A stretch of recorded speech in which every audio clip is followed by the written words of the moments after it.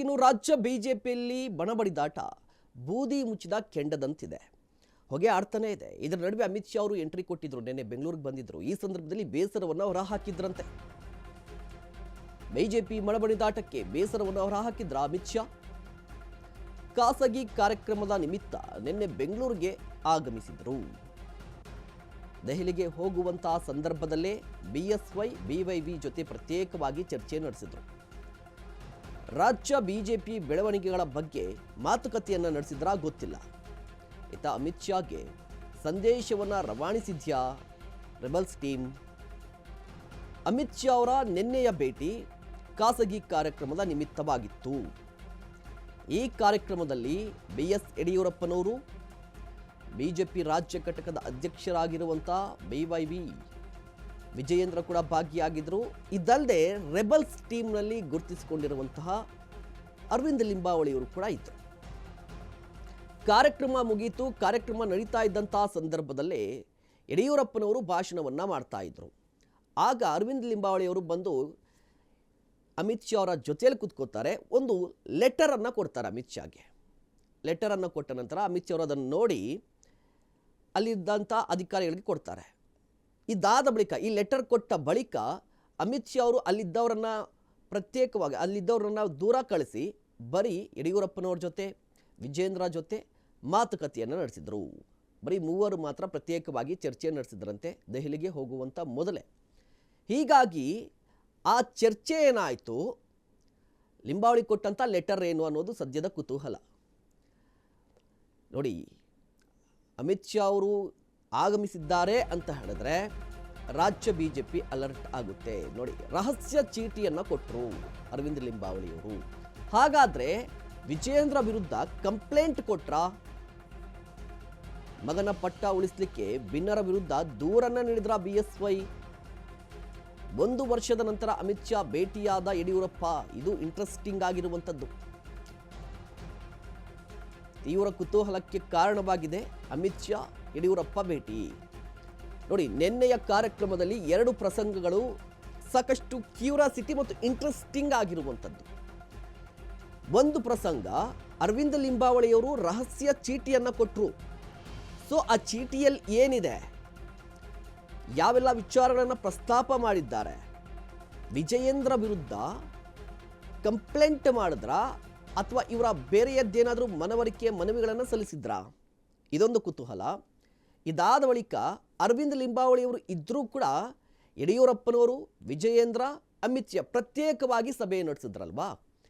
ಈ ಸಭೆಯ ಸಂದರ್ಭದಲ್ಲಿ ಅಥವಾ ಈ ಮಾತುಕತೆಯಲ್ಲಿ ರೆಬಲ್ಸ್ ಟೀಮ್ ವಿರುದ್ಧ ದೂರನ್ನ ಕೊಟ್ರ? ಹೀಗೆ ಸಾಕಷ್ಟು ಕುತೂಹಲ ಇರುವಂಥದ್ದು. ವಿಜಯೇಂದ್ರಗೆ ಹೊಸ ಟಾಸ್ಕ್ ಅನ್ನ ಕೊಟ್ಟಿದ್ದಾರಾ ಅಮಿತ್ ಶಾ? ಎಲ್ಲ ಬಿಜೆಪಿ ನಾಯಕರನ್ನ ವಿಶ್ವಾಸಕ್ಕೆ ತೆಗೆದುಕೊಳ್ಳಲಿಕ್ಕೆ ಸೂಚನೆಯನ್ನ ಕೊಟ್ಟಿದ್ದಾರಾ? ಕಾಂಗ್ರೆಸ್ ನಾಯಕರ ಬಾಯಿ ಮುಚ್ಚಿಸಲು ಕೆಲ ಸಲಹೆಗಳನ್ನ ಕೊಟ್ಟಿದ್ದಾರಾ? ಅಧಿವೇಶನದಲ್ಲಿ ಸರ್ಕಾರವನ್ನ ಕಟ್ಟಿ ಹಾಕಲಿಕ್ಕೆ ಸೂಚನೆಯನ್ನ ನೀಡಿದ್ರಾ? ಇದೆಲ್ಲವೂ ಒಂದು ಕಡೆ ಆದ್ರೆ, ಈ 2 ಪ್ರಸಂಗ ಒಂದು ಕಡೆ ಆದ್ರೆ, ಮತ್ತೊಂದು ಕಡೆ ವಿಜಯೇಂದ್ರಗೆ ಏನಾದರೂ ಇನ್ಪುಟ್ಸ್ ಕೊಟ್ರ ಅಮಿತ್ ಶಾ ಅವರು? ಸಂಘಟನಾತ್ಮಕವಾಗಿ ತೆಗೆದುಕೊಳ್ಳಬೇಕಾದ ಒಂದಿಷ್ಟು ನಿರ್ಧಾರಗಳನ್ನು ಅಥವಾ ಒಂದಿಷ್ಟು ಸಲಹೆಗಳನ್ನು ಕೊಟ್ರ? ಯಾಕೆ ಅಂತ ಹೇಳಿದ್ರೆ, ನೋಡಿ, ನಿನ್ನೆ ಬಜೆಟ್ ಮಂಡನೆ ಆಗಿದೆ. ಇನ್ನು ಸೋಮವಾರದಿಂದ ಬಜೆಟ್ ಮೇಲೆ ಚರ್ಚೆ ನಡೆಯುತ್ತೆ. ಈ ಸಂದರ್ಭದಲ್ಲಿ ಯಾವೆಲ್ಲ ವಿಚಾರಗಳನ್ನು ಪ್ರಸ್ತಾಪ ಮಾಡಬೇಕು, ಅದಕ್ಕೂ ಮೊದಲು ಸರ್ಕಾರವನ್ನ ಇಕ್ಕಟ್ಟಿಗೆ ಸಿಲುಕಿಸುವ ನಿಟ್ಟಿನಲ್ಲಿ ಶಾಸಕರನ್ನ ಮತ್ತು ನಾಯಕರನ್ನ ವಿಶ್ವಾಸಕ್ಕೆ ಪಡೆಯಬೇಕು ಅಂತ ಏನಾದರೂ ಮುಂದಾದ್ರ?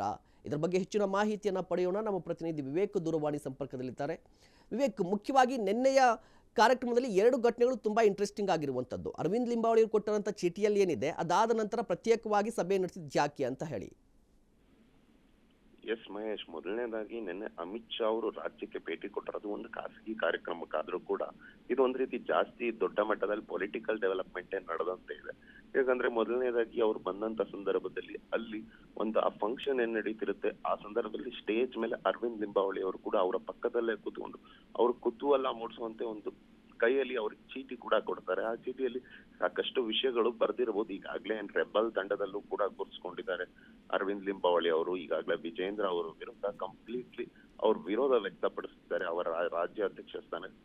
ಈ ವಿಚಾರಗಳನ್ನೆಲ್ಲ ಅವರು ಮೆನ್ಷನ್ ಮಾಡಿರೋ ಬಹುತೇಕ ಸಾಧ್ಯತೆಗಳು ಕೂಡ ಇದೆ. ಯಾಕಂದ್ರೆ ಈಗಾಗಲೇ ವಿಜೇಂದ್ರ ಅವರ ವಿರುದ್ಧವೇ ದೂರು ಕೊಟ್ಟಿದಾರ ಅಂತ ಈಗಾಗಲೇ ಹೈಕಮಾಂಡ್ಗೂ ಕೂಡ ಸಾಕಷ್ಟು ಬಾರಿ ಹೋಗಿ ಬಂದಿದ್ದಾರೆ ಅಮಿತ್ ಶಾ ಅವ್ರಿಗೆ ಭೇಟಿ ಮಾಡೋದಕ್ಕೆ, ದೂರು ನೀಡೋದಕ್ಕೆ. ಅಲ್ಲೆಲ್ಲೂ ಕೂಡ ಅವರು ಭೇಟಿ ಆಗಿರ್ಲಿಲ್ಲ. ಹಾಗಾಗಿ ಇಲ್ಲಿ ಈಸಿಯಾಗಿ ಸಿಕ್ಕಿ ಭೇಟಿ ಆಗಿರೋದ್ರಿಂದ ಇಲ್ಲೇ ಏನಾದ್ರೂ ದೂರು ನೀಡಿದ್ರ ಅನ್ನೋ ಒಂದು ಅಂಶ. ಆದ್ರೆ ಇನ್ನೊಂದು ಕಡೆ ಇದನ್ನ ಹೊರತುಪಡಿಸಿ ಅಮಿತ್ ಶಾ ಅವರು ಪ್ರತ್ಯೇಕವಾಗಿ ಯಡಿಯೂರಪ್ಪ ಹಾಗೂ ವಿಜೇಂದ್ರ ಇಬ್ಬರನ್ನು ಪ್ರತ್ಯೇಕವಾಗಿ ಸಪರೇಟ್ಲಿ ಕರೆದುಕೊಂಡು ಹೋಗಿ ಮಾತನಾಡ್ತಾರೆ ಒಂದು 5 ರಿಂದ 6 ನಿಮಿಷಗಳ ಕಾಲ. ಈ ಸಂದರ್ಭದಲ್ಲೂ ಕೂಡ ಅಷ್ಟೇ ವಿಜೇಂದ್ರ ಅವರಿಗೆ ಕೆಲವೊಂದು ಟಾಸ್ಕ್ ಗಳು ಕೊಟ್ರ ಅಂತ ಕೂಡ ಕೇಳಿ ಬರ್ತಾ ಇದೆ. ಏನಂದ್ರೆ ಈಗಾಗಲೇ ಎಲ್ಲಾ ಶಾಸಕರುಗಳು ಕೂಡ ವಿಶ್ವಾಸಕ್ಕೆ ತೆಗೆದುಕೊಳ್ಳೋದಿಲ್ಲ ವಿಜೇಂದ್ರ ಅನ್ನೋ ಒಂದು ಪ್ರಮುಖ ಆರೋಪ ವಿಜೇಂದ್ರ ಮೇಲೆ ಕೇಳಿ ಬರ್ತಾ ಇದೆ. ಈ ವಿಚಾರದಲ್ಲಿ ಎಲ್ಲಾ ಶಾಸಕರಿಗೂ ಕೂಡ ಮನವೊಲಿಸ್ಬೇಕು, ಎಲ್ಲಾ ಶಾಸಕರನ್ನು ಕೂಡ ಒಂದು ಮಾಡಿ ತೆಗೆದುಕೊಂಡು ಹೋಗ್ಬೇಕು ಅಂತ ಏನಾದ್ರು ಟಾಸ್ಕ್ ಕೊಟ್ರ. ಮತ್ತೆ ಈಗಾಗಲೇ ಅಧಿವೇಶನ ಕೂಡ ನಡೀತಿದೆ. ಈ ಅಧಿವೇಶನದಲ್ಲಿ ಎಲ್ಲಾ ಶಾಸಕರು ಕೂಡ ಒಂದಾಗಿ ಹೋರಾಟ ಮಾಡಿ ಸರ್ಕಾರಿಗೆ ಇಕ್ಕಟ್ಟಿಗೆ ಸಿಲುಕಿಸುವಂತ ಕೆಲಸಕ್ಕೆ ಮುಂದಾಗಿ ನೀವೇ ಪ್ರತ್ಯೇಕವಾಗಿ ಬಣಗಳನ್ನ ಮಾಡ್ಕೊಂಡ್ರೆ ಇದು ಸೇಫ್ ಅಲ್ಲ ಅನ್ಬಿಟ್ಟು ಎಲ್ಲೋ ಒಂದ್ ಕಡೆ ಅವರು ಒಂದು ಕೂಡ ಸೂಚನೆ ಕೂಡ ಕೊಟ್ಟಿದ್ದಾರೆ ಅಂತ ಇನ್ನೊಂದ್ ಕಡೆ ಕೇಳಿ ಬರ್ತಾ ಇದ್ರೆ. ಇನ್ನೊಂದ್ ಕಡೆ ಯಡಿಯೂರಪ್ಪನವರು ಕೂಡ ಕುತೂಹಲ ಮೂಡಿಸೋದಿಲ್ಲ. ಏನಂದ್ರೆ ಅಮಿತ್ ಶಾ ಅವ್ರಿಗೆ ಭೇಟಿ ಮಾಡಿ 1 ವರ್ಷಕ್ಕೂ ಹೆಚ್ಚಾಳ ಆಗಿದೆ. ಯಡಿಯೂರಪ್ಪ ಕೂಡ ಭೇಟಿ ಮಾಡಿ ಈ ಸಂದರ್ಭದಲ್ಲಿ ಮಗನ ಸ್ಥಾನವನ್ನ ಉಳಿಸೋದಕ್ಕೆ ಏನಾದ್ರು ಯಡಿಯೂರಪ್ಪ ಕೂಡ ಏನಾದ್ರು ಅಮಿತ್ ಶಾ ಜೊತೆ ಮಾತನಾಡಿದ್ರ, ಅಥವಾ ಅಮಿತ್ ಶಾಗೆ ರೆಬಲ್ಸ್ ಟೀಮ್ ವಿರುದ್ಧ ಯಡಿಯೂರಪ್ಪನೇ ಏನಾದ್ರು ದೂರು ನೀಡಿದ್ರ. ಈಗಾಗ್ಲೇ ಬಹಿರಂಗ ಹೇಳಿಕೆಗಳನ್ನ ನೀಡೋದಾಗಿರ್ಬೋದು, ರೆಬಲ್ಸ್ ಟೀಮ್ ಮತ್ತೆ ಸಭೆಗಳನ್ನ ನಡೆಸೋದಾಗಿರ್ಬೋದು, ಇದೆಲ್ಲ ನಡೆಸೋದ್ರ ಬಗ್ಗೆ ಏನಾದ್ರು ಯಡಿಯೂರಪ್ಪನೇ ನೇರವಾಗಿ ಅಮಿತ್ ಶಾಗೆ ದೂರು ನೀಡಿದ್ರೆ ಇಷ್ಟೆಲ್ಲ ಕುತೂಹಲ ಮೂಡಿಸುವಂತ ಡೆವಲಪ್ಮೆಂಟ್ಸ್ ಗಳು ಕೂಡ ನಿನ್ನೆ ನಡೆದಿರಕಂತ ಮಹೇಶ್. ಧನ್ಯವಾದ ವಿವೇಕ ತಮ್ಮೆಲ್ಲ ಮಾಹಿತಿಗಾಗಿ.